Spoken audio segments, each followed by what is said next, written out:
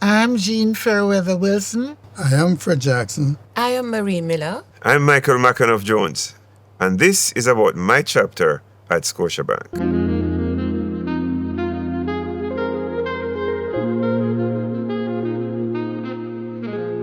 I started at Scotiabank at age 26, and my first appointment was a credit officer at Scotiabank Crossroads, which proved to be a very crucial part of my whole life, because that is where I met so many people who have remained in my life throughout the last 50 years. Scotia has been a part of my life for a long, long time.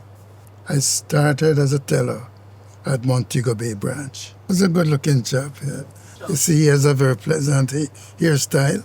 So I got started at Scotiabank on the 2nd of January, 1968. And I said, all right, let me stay there for about a year or so. Well, 36 years later and counting, I was still there.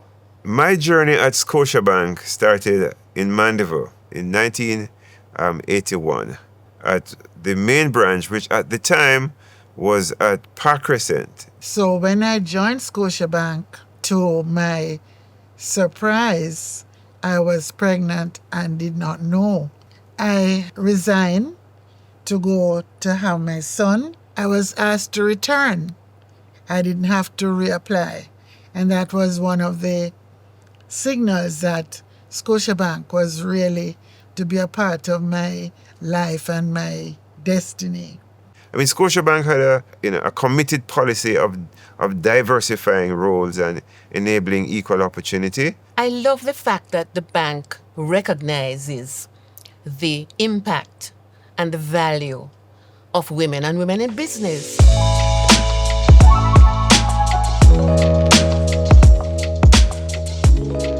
Hurricane Gilbert passed while I was manager of the Bank of Nova Scotia in Port Antonio.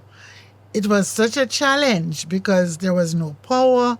We were cut off from head office. We were able to facilitate the restoration at the time because we were open to the public to provide service for them, something that other branches and other banks could not do. And it was all because of the supervision and management of Scotiabank. Banking is more than just numbers. It's also a relationship with my customers and with people generally to help them to grow and to develop financially so that they can also be comfortable. The bank encouraged staff to be involved in the community. So you went and looked for persons who needed help.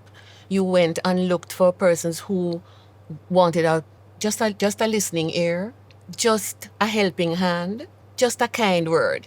We got to know the customers and the clients in a way that we saw how their business operated, how they functioned within the society, and also the welfare of their children. I think we did a lot of things that reflected the fact that the bank had a soul, and it was a good soul.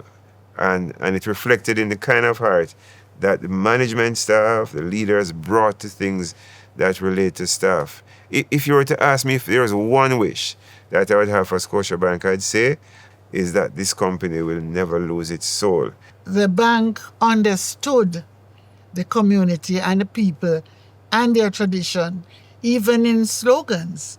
There was a time when the tagline, as they call it now, was one cocoa full basket. And, that was the idea that the small man, the small person, the small individual could come into Scotiabank and be very welcomed in putting together and to build wealth and to feel comfortable and at home in our branches. I think I learned a lot from my time in the bank and taught me how to interact and how to help and how to give service and how to care for other people. Scotiabank, you're safe with us.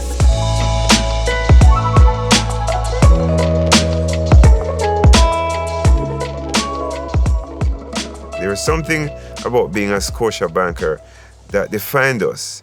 The Scotiabank culture was one that was enabling of our individual selves, enabling of our personalities, and one that was highly developmental and family oriented.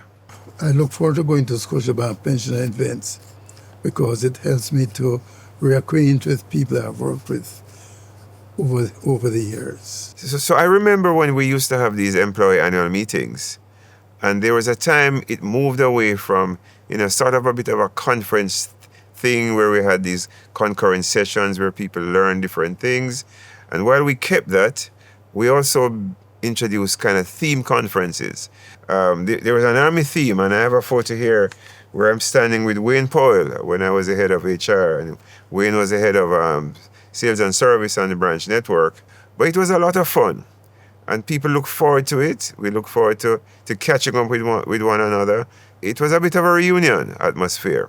But I saw a culture that was family oriented, was very collaborative, and was focused on people being what we call Scotia bankers. We would never leave anybody at work. So if you're at work and you're not finished, everybody else stayed with you and helped you.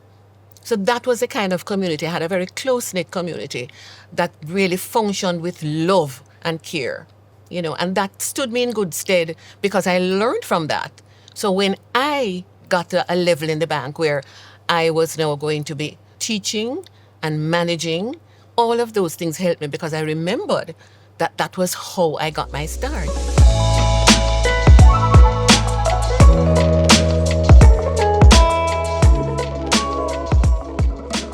Moving around from branch to branch in Jamaica, I learned a lot about the island. And as a result of that, I was able to acquire some real estate, including my degree, which I acquired while working with Scotiabank. I was able to acquire a home, and the privilege of owning that home was afforded to me by being a staff member of Scotiabank. I moved there on the 3rd of April, 1974, and I'm still there. That's 51 years. My children have been assisted in their education, and most of all, I've learned so much from Scotiabank that I have in turn been able to use that knowledge in the area of the church and in the community in general. I think I learned what fairness is supposed to look like and what non-discrimination is supposed to look like. My family's own development, through the opportunities to work, to be promoted, to earn.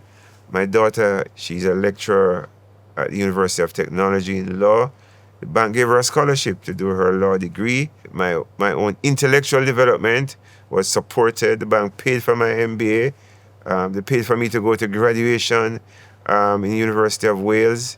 I have no complaints. It's been a great place to work. I still feel as passionate about Scotiabank now, even though I've retired so many years, as when I just started. Here is my Scotiabank pin, my name tag. Let me put it on so you can see. Here it is, C. Marie Miller. The bank gave you the opportunity to improve yourself. So you got educational opportunities. Many persons were able to go to university or to advance their studies because of Scotiabank's help. Many of us bought our homes because the bank gave us a mortgage. We were able to buy cars. We were able to buy furniture. My family and I are very grateful to Scotia. We have enjoyed many years as a result of our relationship. And my grandson is studying finance at the university. And I'd like to see him on graduation, join Scotiabank, and move up into one of the senior executive positions. I've had many cherished moments during the 27 years I was with the bank.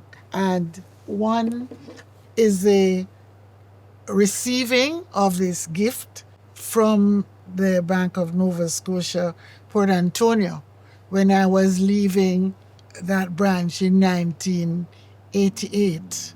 The other cherished moment is when we celebrated 100 years, when that celebration wasn't just concentrated in Kingston, it was all over the island. So all of the staff was able to have that feeling of oneness. When the bank celebrated 100 years in 1989, that was the year that Scotia Singers began, because there was going to be a church service, I remember, at the Kingston Parish Church, and they wanted a choir.